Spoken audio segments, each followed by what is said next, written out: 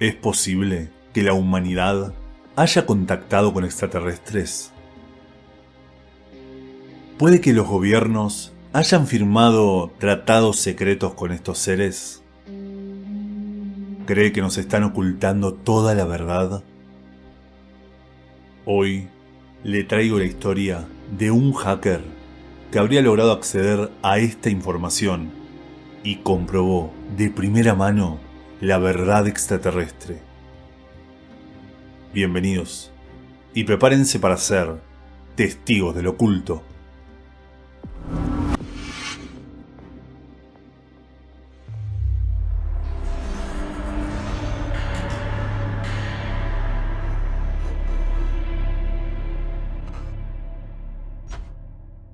Esta es la historia de Gary McKinnon, quien entró al mundo del hackeo prácticamente de casualidad. Dicen que recién a sus 14 años habría accedido por primera vez a una computadora, y no fue hasta sus 17 que, motivado por sus amigos, habría hecho un cursito de administración de redes.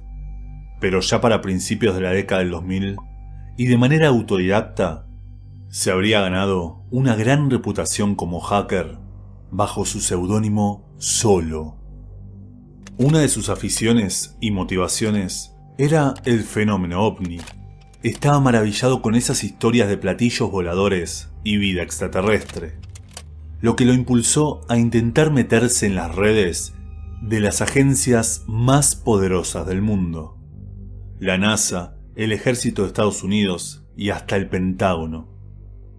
Algo que increíblemente conseguiría, y que por un simple y básico error sería descubierto, rompiendo la primera y más importante regla del hackeo: no hacer nada ilegal desde tu domicilio. Así fue que la inteligencia internacional lo encontró, llevando a Gary McKinnon a enfrentar cargos por piratería informática de 97 computadoras del gobierno, lo que le demandaría 70 años de prisión. Afortunadamente, su gobierno, el escocés, no contempla la extradición, y ya sea por sus diagnósticos de autismo y Asperger, o por algún trato que logró en el medio, pudo librarse de sus cargos. Pero, ¿cómo logró semejante hazaña McKinnon?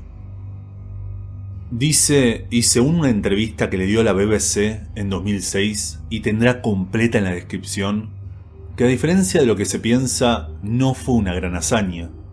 Dice que al conocer que el ejército de Estados Unidos utilizaba Windows, asumió que probablemente sería un truco fácil ingresar si es que no se hubiesen asegurado correctamente.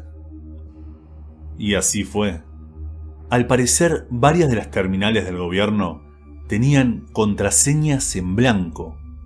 Simplemente, al encontrarse con el ingreso, donde le pedía el nombre de usuario y contraseña, apretaba Enter y podía acceder.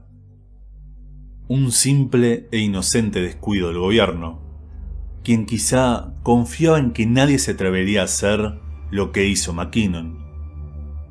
Incluso dice McKinnon que estuvo hurgando en esas redes durante años sin prácticamente ser descubierto. Y durante esos años pudo finalmente encontrar lo que estaba buscando. Cuenta que dentro del servidor de la NASA, y haciéndose pasar por personal informático militar, pudo establecer contacto con un ingeniero en fotografía que trabajaba en el centro Johnson, donde trabajaría retocando imágenes satelitales donde aparecerían ovnis. Lo que me lleva a este antiguo informe, casualmente el año 2005, donde la NASA admite públicamente que la quizás más icónica fotografía de Buzz Aldrin caminando sobre la Luna fue retocada. Podemos ver que no se ve la antena de comunicación que lleva en su mochila. Y según leemos en el sitio de la NASA, ya que la antena estaba en la parte superior de la imagen, no necesariamente la incluyeron. Cuando se preparó la imagen para su publicación, poco después de la misión, se recortó en la parte inferior y en los lados, y se agregó un área negra en la parte superior para darle un equilibrio visual a la versión publicada. Es cierto, simplemente es una fotografía anecdótica y sirve más como una postal del logro que para un estudio científico, pero seguramente haya visto imágenes como esta, donde al aumentarle la exposición descubrimos un enorme manchón negro. ¿Será que simplemente buscan embellecerlas? ¿O necesitarán tapar algo que se encuentra en el fondo y que prefieren que no veamos? Esto también me recuerda a la curiosa denuncia de Donna Tietzehare, un supuesto excontratista de la NASA, quien declaró en un programa de radio en 1996 que habría trabajado en el Centro Espacial Johnson, justamente borrando anomalías de las fotografías del espacio. Es cierto, dijimos que McKinnon es un entusiasta ufólogo. ¿Será que una historia inspiró a la otra? ¿O que ambas se sustentan entre sí? Continuemos mejor con la historia de McKinnon.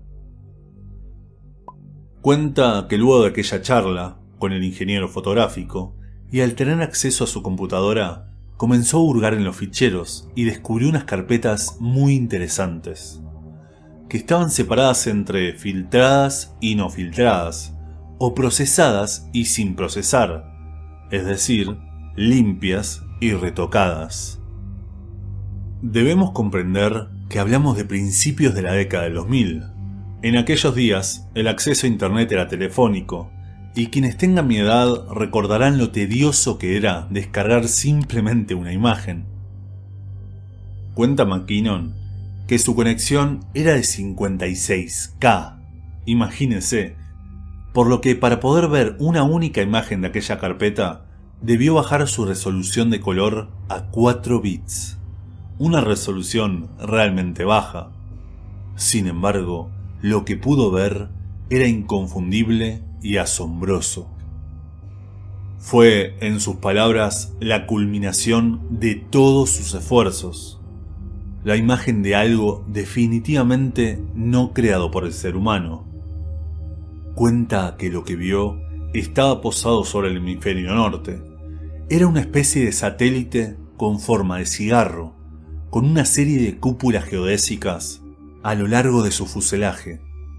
Algo constantemente visto en el fenómeno ovni, sobre todo en el moderno. Dice que aquella nave estaba flotando y no podía verse ninguna costura ni remache en toda su superficie. Algo que un humano no podría construir con la tecnología que poseemos, al menos la que conocemos. Tristemente no pudo guardar esa imagen, ya que utilizaba una computadora remota que solo descargaba las imágenes en fotogramas, un cuadro a la vez. E incluso, al intentar descargar la parte de la nave, fue expulsado. La computadora se le puso negra. Lo habían descubierto. Sin embargo, esto no detuvo su curiosidad. Luego, revisando los documentos de la rama militar, pudo dar con un curioso Excel, donde se detallaban unos intercambios de tropas, transferencias entre personal terrestre y no terrestre. McKinnon no estaba seguro de si se refería a personal militar en órbita o concretamente a aliens. Sí dice que pudo ver una lista extensísima, aunque no recordaba los nombres de los oficiales. Quizá ese fue el trato. Pero sí recuerda el nombre de 2 naves, la USS Lemay y el USS Hillenkoetter. Como sabe, las siglas USS en la Marina son por United States Ship, es decir, barco o nave de los Estados Unidos. Pero esta tenía una S extra. Tal vez sea una falta de ortografía, un error, o tal vez se refiera a United States Space Ship. ¿Será que Estados Unidos hace tiempo tiene militares en órbita? ¿Para qué los tendrían? De hecho, el posible intercambio de militares con naves extraterrestres me recuerda al proyecto Serpo, que consistía en un tratado de intercambio, llamémosle cultural, entre militares de Estados Unidos y extraterrestres de justamente un planeta llamado Serpo, que si le interesa lo traeremos al canal.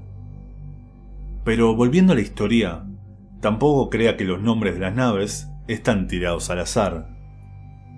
El nombre USS Lemay hace referencia a un general de las Fuerzas Aéreas estadounidenses, Curtis LeMay, quien en la Segunda Guerra Mundial dirigió la campaña de bombardeos estratégicos sobre el Pacífico, que culminó con las detonaciones nucleares sobre Hiroshima y Nagasaki. Fue condecorado como héroe nacional e incluso organizó el mando aéreo estratégico que defendería a Estados Unidos de una crisis nuclear durante la Guerra Fría. Por otro lado, Roscoe Hillenkoetter fue el primer director de la CIA en 1947, además de ser uno de los nombres listados en el Majestic 12, aquel grupo de élite que manejaría y silenciaría el fenómeno ovni. ¿Qué opina? ¿McKinnon tiró algunos nombres al azar? ¿O será que aquellas naves realmente existen? ¿Qué esconden los gobiernos? Al final, McKinnon enfrentó cargos por las 97 computadoras hackeadas, y se le agregaron cargos por borrar archivos críticos y hasta cerrar la red de 2000 computadoras del Distrito Militar de Washington durante 24 horas. Si hasta por las fechas lo acusaron de desactivar los mecanismos de defensa en aquel día de septiembre, ya sabe.